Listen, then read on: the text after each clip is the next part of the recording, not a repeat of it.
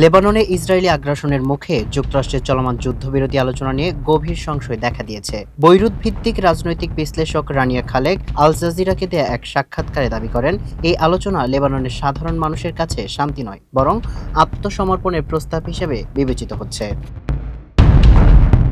তার মতে, আলোচনার মূল লক্ষ্য এখন হিজবুল্লাহকে নিরস্ত্র করা, যা লেবাননের সার্বভৌমত্ব বা বেসামরিক নাগরিকদের সুরক্ষা নিশ্চিত করার চেয়ে ইসরায়েলি এজেন্ডাকেই বেশি প্রাধান্য দিচ্ছে।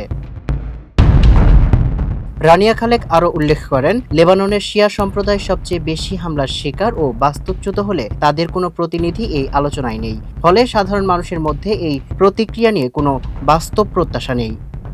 সামিউল ইসলাম, মানবকণ্ঠ।